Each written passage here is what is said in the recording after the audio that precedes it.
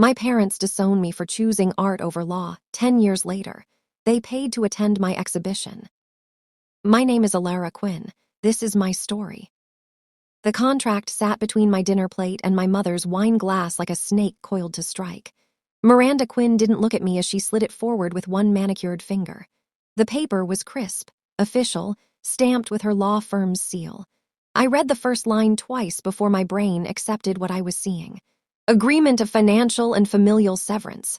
My fork clattered against the plate. Across the table, my father Clive stared at his untouched steak, jaw working like he wanted to speak but couldn't find the words. Miranda's voice cut through the silence, sharp as broken glass. If you won't switch to law school, you lose everything. This house, your tuition, your trust fund, even the Quinn name if you keep embarrassing us. My hands shook as I pushed the paper back. I'm not signing that. She smiled then, cold and practiced, and pulled out a second document. This one already had her signature. Then I will. The pen scratched across the page. My father said nothing. The sound of the front door locking behind me was the loudest thing I'd ever heard. Rain started falling as I stood under the broken streetlight at the bus station, one duffel bag at my feet and my sketchbook pressed against my chest like armor. The station smelled like wet concrete and exhaust fumes. Everything I owned fit in that bag. Everything I was lived in that sketchbook. The bus driver, an older woman with kind eyes, leaned out the door. "Where to, honey?" I scanned the departure board, vision blurring. My finger landed on a name I barely recognized. Ravenfield. She nodded slowly, like she'd seen this before. "One way," I nodded back. The bus engine rumbled to life.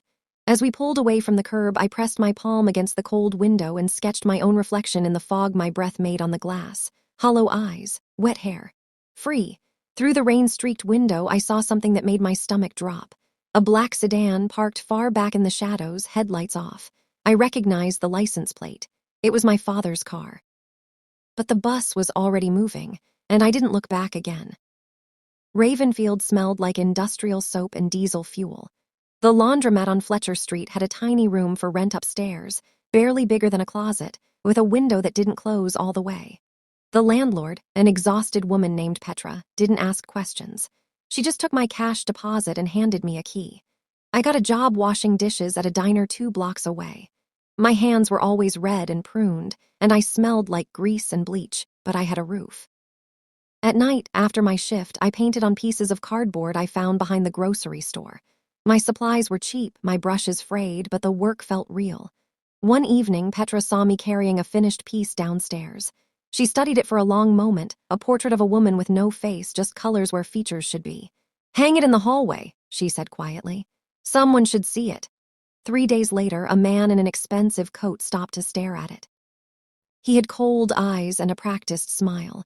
He studied my work for nearly 10 minutes, then left a business card tucked into the frame. The card was blank except for a phone number.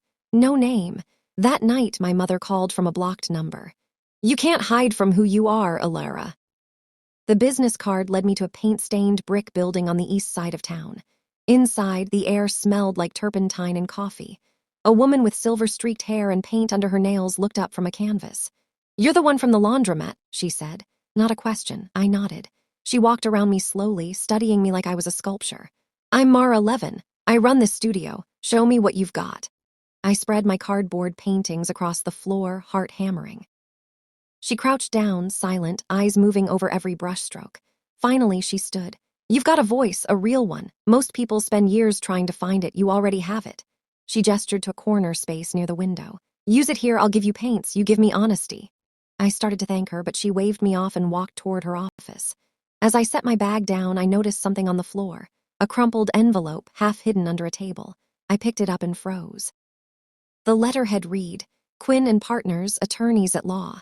My mother had already found me. 2 weeks later, everything fell apart. I'd been invited to show 3 pieces at a small community gallery downtown. It wasn't much, but it was mine. Then the gallery owner called, voice tight with apology. "I'm so sorry, Alara, we have to cancel your spot." My chest went cold. "Why?" She forwarded me an email. The subject line read, "Legal notice, unauthorized use of protected identity." The sender was Quinn and Partners, my mother's firm. Letter threatened the gallery with a lawsuit if they displayed work by an individual misrepresenting their professional credentials and family name. I couldn't breathe. My mother had reached across 200 miles and crushed my first real chance. When I showed Mara, she didn't look surprised. She looked angry. "Good," she said, folding her arms. "Now you know exactly what you're up against, and now you know you're strong enough to fight it." I stared at the email until the words blurred. Then I deleted it. But I didn't forget. I couldn't.